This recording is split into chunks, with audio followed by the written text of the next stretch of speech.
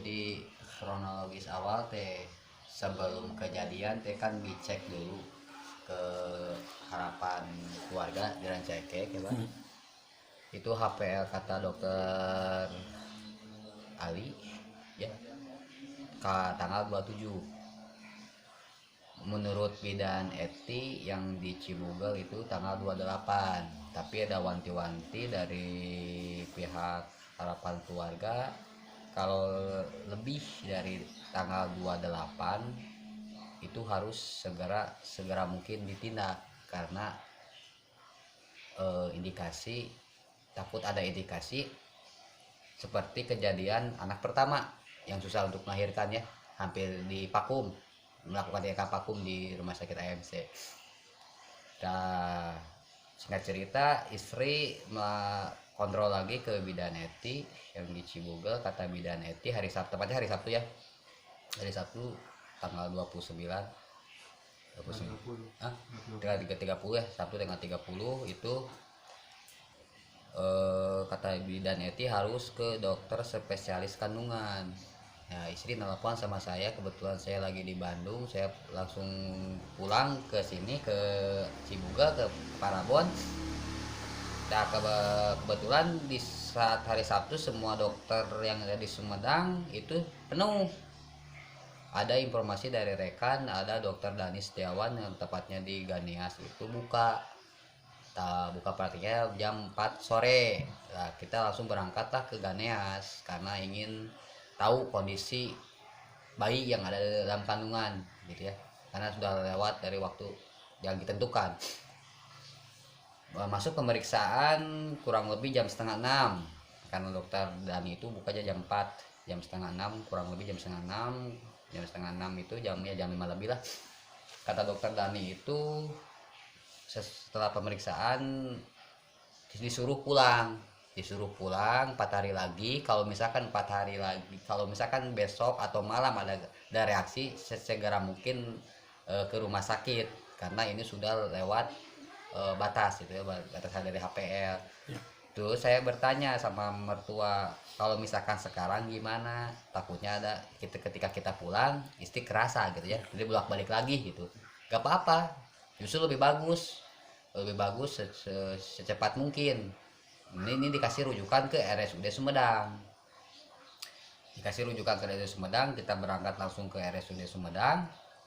Datang kurang lebih setelah Isya, disuruh sama itu tuh makan dulu sama minum teh manis biar kuat. Istri sholat, makan, minum ya teh manis. Terus saya melakukan pendaftaran di UGD. Ya, di UGD. Pendaftaran ditanya pakai apa. Kalau BPJS kebetulan itu lagi ada pasien harus menunggu. Kalau misalkan harus menunggu, kalau umum memungkinkan untuk umum, saya akan bayar umum gitu Pak. Lalu dicek lah BPJS, ternyata BPJS itu kelas 1 karena istri itu alhamdulillah ASN negara ya, Sumedang gitu ya, PNS guru. Lalu masuk diperbolehkan untuk melakukan tindakan jam 8 istri itu jam 8 lebih istri masuk ke ruang persalinan Ponek ya, ke ruang ponek ya, ruang persalinan di sebelah sana lah, sebelah barat gitu ya. Ke barat ruangnya itu. Saya dipanggil sama petugas bidan di sana, dijelaskan mau tindakan apa. Jelaskan di ini mau ditindakan induksinya ada 4. Kalau misalkan 1 kalau ada reaksi gak diteruskan. Kedua kalau kalau ke 1 induksi dimasukkan ke vagina gak diteruskan. Kalau ada reaksi ya, kalau tidak ada reaksi masukkan lagi obat yang kedua. Induksi. Terus saya menyelah di sana, Bu Bidan, ini istri saya pernah ada trauma. Maksud trauma itu pernah ada kejadian bahwa anak pertama saya susah untuk keluar. Kalau misalkan, tolong catat Bu Bidan, kalau misalkan 10 jam, maksimal 10 jam tidak ada reaksi sama sekali, saya minta tindakan yang paling bagus, mau sesar mau apa itu pun, yang penting menyelamatkan. Ya Pak, bismillah, insya Allah kita sesuai dulu SOP, kita akan berjuang gitu Pak. ya itu saya tolong catat dulu ya. Ya Pak, siap lah. Nah, gitu kan saya kan ada tenang karena udah ditindaki sama pihak berwenang di sana di rumah sakitnya. Lalu saya mau ke dalam itu gak boleh karena kata menurut bidan itu gak boleh lelaki masuk, ini harus khusus cewek, kecuali kalau sudah pembukaan lengkap boleh menemani. Ya udahlah, saya logowo ada bibi saya Bineng gitu masuk ke dalam, saya diam di luar gitu ya. Dan tiap 2 jam sekali saya tanya, dok, Bu Bidan gimana reaksi, jawabannya bergorowokan. Eta saha nu nangani Bu Mamai, saha nangani Bu Mamai, kumaha kondisina gitu Pak. Nya, henteu langsung Ya, kanu teu langsung kanu ke pasien gitu nya. Digorowokan kan di ruang gitu kan, di Ya. ruang tempat ngasupkeun Ya, ngadorkeun diponeknya. tanya teh gitu nya gorowokan. Setiap bertanya saya seperti gitu jawabannya teh. Sampai jam pagi, kurang lebih jam 7 atau lebih jam setengah 7 lah. Ada pembukaan 2. Alhamdulillah ya Allah, di sana saya tenang gitu Pak ya. Alhamdulillah gitu kan, terus saya pembukaan gitunya. Nah, itu tuh udah berarti udah masuk ke obat kedua ya Pak. Nah, giliran leh saya sama bibi saya itu makan pagi-pagi mah bisa makan ya. Ngobrol nyaman, enjoy, kuat lah. Seperti haknya kita ngobrol biasa gitu ya. Ya bercerita si Dede di mana, ada yang si Nenek di masjid, si Dede apa? Nakal ente alhamdulillah soleh, terus mam tacan nyatos nya. Tak indikasi mencurigakan ya. Ya saya berpikiran saya mah mudah-mudahan selamat. Amin. Saya mempunyai anak seorang laki-laki gitu. Nah, sudah begitu ketika jam 10 jam 9 lah, kurang lebih 9 lebih isi sudah ada pembukaan normal 10. Masuklah ke ruang bersalin Pak, ke ruang bersalin masuk gitu ya, masuk ke ruang bersalin. Saya mendampingi di sana istri sudah menjerit-jerit kesakitan karena mungkin sudah mulai pembukaan dan disayangkan itu sudah masuk obat ketiga ya Pak. Saya bertanya kepada bidan, Bu Bidan tolong tindakan secepatnya, tindakan secepatnya gitu biar ini tidak berlanjut kesakitan gitu Bu Bidan. Ya Pak, setelah itu si dokternya lagi ngoperasi 2 orang sama sekarang jadwal ke jadwal istirahat. Di sana istri saya sudah muntah-muntah Pak, sudah muntah-muntah, badan sudah dingin, bibir sudah hijau. Saya bilang terus ke bidan marahin, Bapak ini suruh saya SOP sana, gak boleh menyalahi aturan rumah sakit tanpa melihat kondisi. Tapi kondisi pasien tidak dilihat langsung oleh. Enggak Pak, cuma dilihat ini aja si perutnya tanpa melihat ke atas. Bahkan istri saya jadi tadi dimarahi sama bidan teh, cek sunan teh ibu udah anu ngelahirkan maka bega nyalari atau nah tuh buat anakan wae sunan. Nah Pak, di saya kesinggung Pak, Itu langsung dari ucapan si bidan bidannya tersebut. gitunya. Tahu nggak nama bidan itu? Gak tahu Pak, tapi saya mukanya tahu. Oh iya. Dan pakai celemek, gak kelihatan sih namanya, pakai celemek gitu ya. Dan sesudah begitu, waktu isi saya kritis, mulai ada lemas itu, saya disuruh ngisi pom terakhir buat induksi keempat. Saya menolak Pak. Dok, Bu Bidan cinte, itu tetes kritis. Naon ini kudu nulis tangan ini tindakan atau secepatnya gitunya. Tapi kekewe si bidan teh kudu dibasihan obat via infusan Pak. Orang yang sudah lemas dikasih obat keras Pak ya. Ketika sudah dimasukkan obat induksi yang terakhir, istri saya ketika sudah memberikan wasiat kepada saya sudah lemas Pak, sudah bergeretak, baru mereka sibuk. Awalnya mereka bercana-cana nyoh HP Pak, dengerin musik, bercana-cana sini di dalam ruangan Pak ya. Suruh bolak-balik berewekan Pak, nggak didengar Pak, dipaksa tulis. Berapa orang itu perawat yang ada di yang gendut ada yang tulis Pak, 1 2 3 4 yang saya lihat 4 5 Pak ya.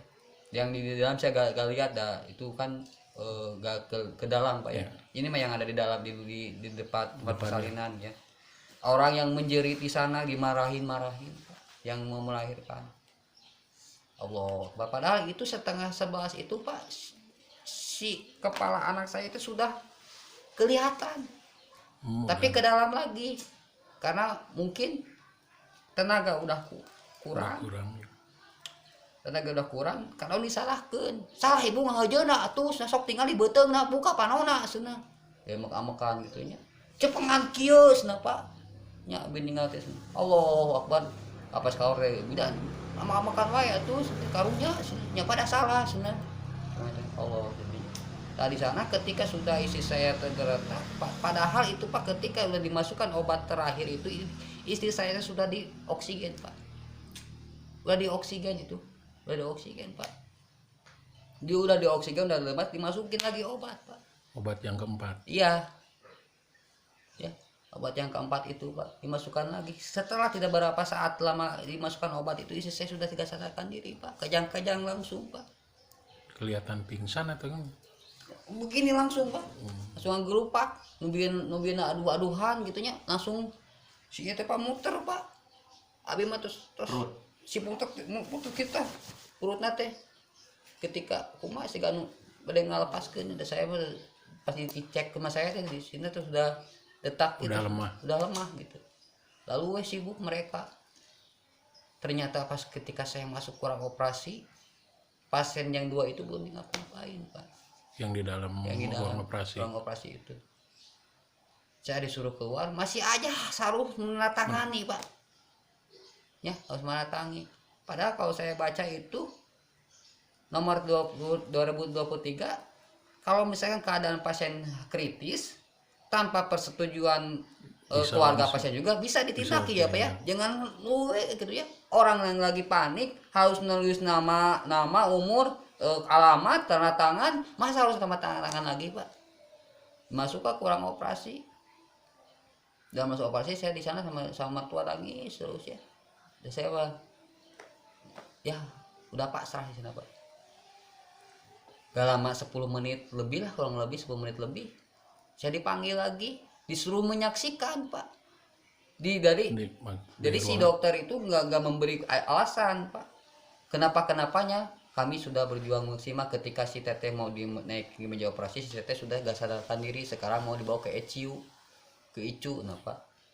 Kata saya itu sebenarnya, dokter, lupakan tindakan maksimal, ini sudah maksimal sebenarnya. Itu Pak sudah gak bergerak Pak. Ketika di ruang ICU digini-gini Pak dadanya, digini-gini, dibantuan ini digini, kata saya ditepak dok, udah kasihan. Tapi terus Pak, sampai berapa puluh kali Pak. Pacu jantung. Iya, gitu Pak. Tak sudah dikatakan meninggal. Yang saya sakit hati itu gitu Pak. Isi saya langsung di talian Pak. Tangan tehnya diikat, tuh dikurabkeun non di rurupnya itu. Ini direup ku simbut teh seakan-akan nih gancang nah ini gitu Pak. Dan yang dibawa ke rumah jenazah ke ruang jenazah, saya cari-cari ruang jenazah teh Pak sama mertua tuh karena kan tidak tahu di mana ternyatanya gitu. Ternyata di sana sudah disiapkan ambulan Pak. Dan saya harus dibayar 665. Nih, harus dibayar ini buat akomodasinya Pak. Sebelum berangkat. Iya, ini ketika harus bayar ambulan. Harus bayar 632.500 Pak. Ya, pasti bayar ini buat akomodasi ambulan. Tidak dipertanyakan kenapa istri saya meninggal. Bahkan saya mau berpertanyakan ke dokter kenapa istri saya meninggal, tidak ada yang orangnya satupun yang datang. Yang memberi keterangan hanya dihalangi sama sapam bodoh Pak. Yang arogan sapamnya juga. Ya Pak. Ya. Saya harus bayar ini Pak. Jadi tidak dijelaskan kronologis waktu itu setelah tindakan atau istri dinyatakan meninggal itu karena apa? Nggak ada Pak, nggak ada yang dokter yang menghadap saya mau ketemu juga, nggak ada Pak, nggak ada satu orang. Ada juga sapam bodoh, semuanya sapam menghalangi saya semua Pak, karena saya di sana amuk-amukan gitu. Mau saya mau berkelahi sama sapamnya Pak, gitu Pak. Ini kan udah melanggar semuanya Pak, ya. Terus yang disayangkan ketika kemarin konferensi pers tidak ada indikasi bahwa rumah sakit akan bertanggung jawab, hanya untuk memberikan somea, ya Pak, gitu kan. Terkait tindakan ke yang di dalam kandungannya gimana waktu Apanya? anak-anak yang Ya tindakannya itu dikasih induksi aja Pak. Bayi masih di dalam perut Pak, belum dikeluarin, makanya yang saya sesalkan sudah saya menyiapkan semua baju, menyiapkan perlengkapan bayi, udah udah mempersiapkan nama, saya belum tahu mukanya anak saya kayak bagaimana Pak. Itu yang saya sesalkan gitu Pak. Kalau misalkan dokternya cekatan, bidan cekatan, mungkin ada salah satu yang akan bertahan ya Pak.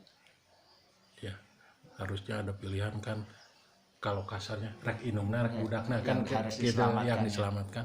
Teman teu aya pisan. Bahaya Pak. Gitu. Jadi persetujuan itu hanya menandatangani keputusan harus ngambil tindakan. Iya. Berarti teu aya solusina naon. Kayak solusi naon gitu Pak. Harus menunggu USG 4 jam lagi Pak. Tapi tanpa lihat istri saya sudah lemas. Iya. Ya. Tidak melihat kondisi pasien. Tidak menunggu pasien Pak. Harus menunggu USG sama dokter, harus dibawa USG lagi. Kan dari rumah sakit, dari bersalin itu ke USG kan harus dibawa lagi kayaknya Pak. Ya ke depan. Ke depan lagi. Gitu Pak. Jadi pas waktu di ICU dan udah dimenyatakan meninggal itu nggak memberi keterangan bahwa meninggal. Nggak memberi keterangan sedikit pun. Bahkan saya mau ketemu sama dokter, dihalang-halangi sama satpam Pak. Dokter penanggung jawabnya siapa? Dokter Dani Pak. Dokter Dani. Dokter Dani. Sama ada satu lagi dokter cewek, itu saya nggak tahu siapa namanya itu. Yang pendek-pendek itu Pak. Gak pakai kerudung segini itunya rambutnya. Jadi waktu di ICU itu hari apa? Hari Jam? Minggu. Jam? Hari Minggu jam 12:30 Siang. siang. Dinyatakan meninggal hari Minggu jam 1 lah, lebih 4 kalau menurut keterangan dokter mana rumah sakit, lebih 14 paling. Jadi sampai sekarang itu dari pihak rumah sakit itu tidak memberitahukan bahwa meninggalnya itu karena apa. Nah itu saya dapat info dari rekan-rekan itu, ada klarifikasi di rumah sakit itu karena embrio pecah ketuban. Tapi kan kalau misalkan embrio pecah ketuban kan ciri-cirinya ke satu mual sudah ada, pusing, badan dingin, ya sesak napas sudah ada, udah sesak napas sudah dipasang, kenapa nggak dikasih tindakan? Kalau mereka benar-benar dengan acuan itu embrio pecah ketuban, ya. Kenapa nggak langsung ditindakkan? Padahal itu udah dipasang. Pengakuan mereka dari rumah sakit pecah ketubannya itu kapan? Setelah ramai media ini Pak, hari kemarin. Bukan waktu itu. Pertama enggak. Oh enggak ada. Nggak ada waktu kejadian, nggak ada konfirmasi, bahkan dokter juga. Jadi sebelum masuk ke ICU juga nggak ada pengakuan bahwa itu nggak ada Pak. Pengakuannya cuma nggak sadarkan diri. Udah cukup yang udah gitu aja. Nggak ada yang ya, lain. Yang sabar, atau kita sudah ada penyakit pendamping lain atau nggak ada Pak. Oh. Ya siap.